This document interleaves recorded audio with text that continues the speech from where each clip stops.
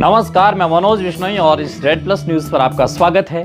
और आज हम आपको गुड़ामालनी से जुड़े एक ऐसे मामले से रूबरू करवाने जा रहे हैं जहां लोगों को ड्रॉ के नाम पर ठगा जाता है। ग्रामीण तबके से जुड़े भोले भाले लोगों को ठग कर के पैसा वसूला जा रहा है। और ये कहानी सिर्फ गुड़ामालनी के अरटवाव गांव की नहीं, बल्कि ये कहानी पूरे भारत के एक ग्रामीण तबके से जुड़ी हुई है।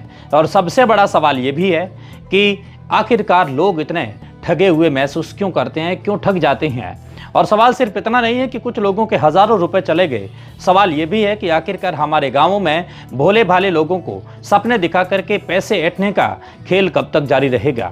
आखिर कब तक लोग 100 रुपए के लालच को हजारों रुपए में गंवाते रहेंगे और 100 रुपए के लालच में अपने लाखों रुपए उड़ाते रहेंगे। और सबसे बड़ा सवाल यह है कि हर बार ठगे जाने के बाद भी आखिरकार हम सीख क्यों नहीं लेते। पिछले साल भी गुड़ामालनी में इस तरीके का एक मामला सामने आया था। तब भी लोगों को बड़े बड़े सपने यानी कि बड़े बड़े इनामों का सपना दिखाया गया था और तब भी लोगों से पैसे लिए गए थे और तब भी हंगामा हुआ था और तब भी माफिया मांगी गई थी। लेकिन आज फिर एक नया मामला सामने आया है। यानी सवालात ये नहीं है कि आखिरकार ये मामले सामने क्यों आ रहे हैं, सवाल यह है कि आखिरकार हम लोग कब इस आधुनिक बदलते भारत के दौर में अपने खुद को अपग्रेडेट करेंगे। यानी सवाल सिर्फ आरोपित गिरोह पर भी नहीं उठता, सवाल समाज की उस मानसिकता पर भी उठता है जो बिना जांच पड़ताल किए किसी भी चमकदार सपने पर भरोसा कर लेती है। और अरटवाव गांव के लोगों का यह आरोप है कि पिछले महीने से कुछ लोग गांव में पहुंचे, उन्होंने गांव के लोगों से संपर्क किया, बातचीत की, भरोसा जीता और फिर शुरू हुआ अपने सपनों का कारोबार। लोगों की रसीद दिखवाई गई और उन्हें रसीद भी फड़वाई गई, ऐसी रसीदें जो देखने में पूरी तरीके से वैध और आधिकारिक लगती है। उन रसीदों पर फ्रिज थे, मोबाइल थे और बड़े बड़े महंगे महंगे उपकरण थे, कूलर भी थे, पंखे भी थे, घड़ियाँ थी, प्रेस थी और कई आकर्षक इनाम भी थे जो सामान के रूप में दिखाए जा रहे थे। गाँवों के लोगों ने सोचा कि 100 रुपये या कुछ मामूली रकम में अगर किस्मत चमक जाए तो इसमें क्या बुराई है। और आप स्क्रीन पर देख रही हैं, ये वही रसीद है जिनको चमकदार बना करके लोगों के सामने भरोसे के रूप में परोसा गया। भरोसे के कारण ही लोगों ने भरोसा कर लिया, क्योंकि आखिर इंसान उम्मीद पर ही जीता है।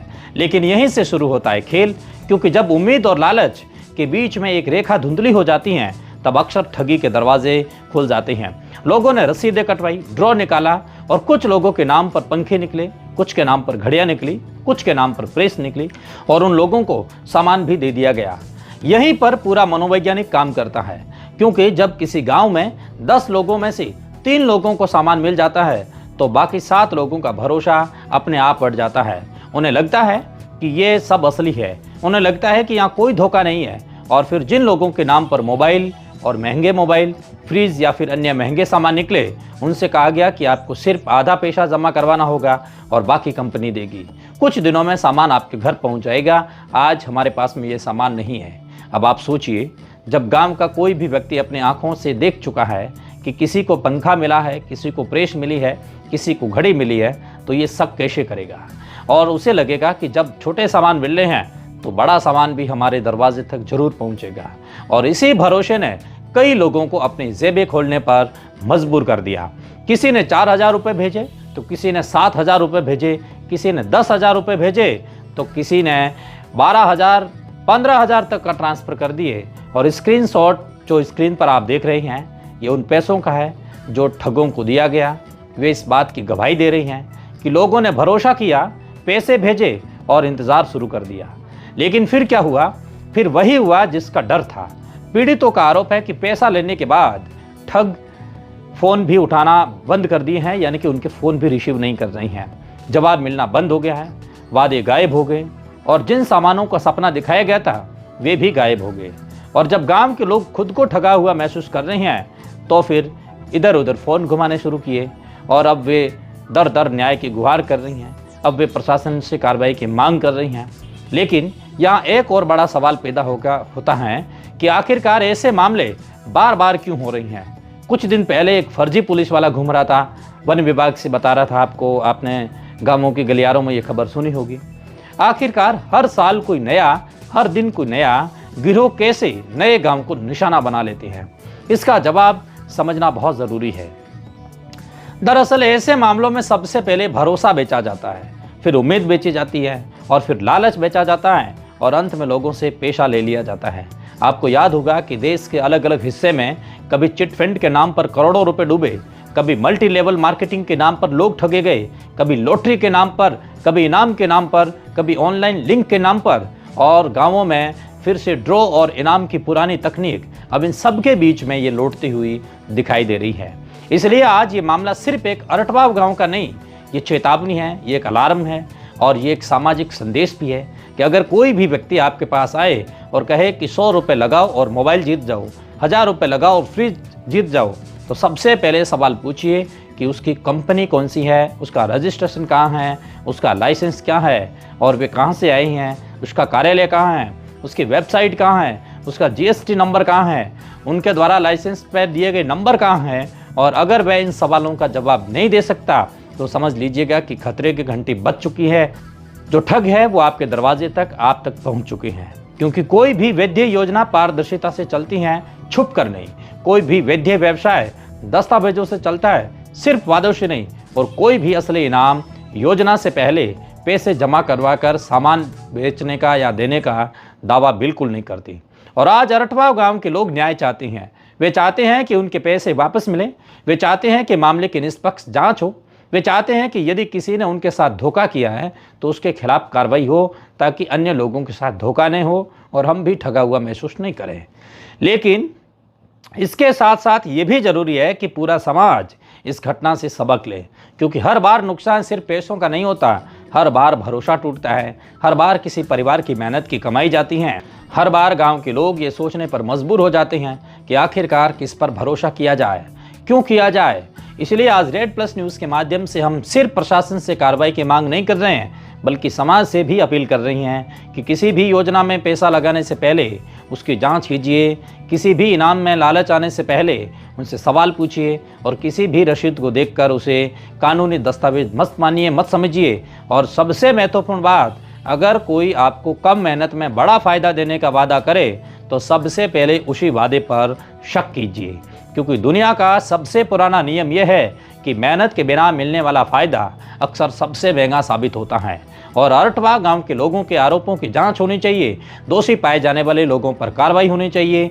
लेकिन साथ भी ये भी याद रखना होगा कि जागरूकता ही सबसे बड़ी सुरक्षित पूंजी है और सबसे बड़ी सुरक्षा है। इसलिए सतर्क रहिए, सुरक्षित रहिए और लालच से बचिए। अपनी मेहनत की कमाई को किसी भी चमकदार के सपने या किसी चमकदार सपने के भरोसे मत छोड़िए, क्योंकि ठग का हर नया तरीका बदला हुआ होता है।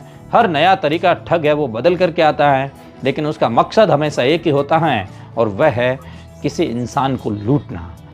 और देखिए कि गांव वालों ने किस तरीके से इनसे रसीद कटवाई और इनसे 100-100 रुपये पहले जमा करवाएं। फिर फ्रीज खोलने के नाम पर इनसे कहा गया कि आधे रुपए यहाँ पर जमा करवाइए। उन्होंने आधे रुपए जमा भी करवाए, लेकिन वे सारे लोग उन सभी पैसों को लेकर के डकार गए। 9-2-11 हो गए। अब सवाल यह है कि आखिरकार इन पैसों को कौन देगा। लेकिन सवाल ये भी है कि शासन प्रशासन के नाक के नीचे ये सब कुछ हो रहा है, तब सब लोग चुप क्यों हैं। जागरूक बनिए, सुरक्षित रहिए और ऐसे लोगों को जहां भी देखें तुरंत पुलिस स्टेशन पर सूचना दें कि ड्रॉ के नाम पर यहाँ पर एक नाच किया जा रहा है, एक नृत्य किया जा रहा है।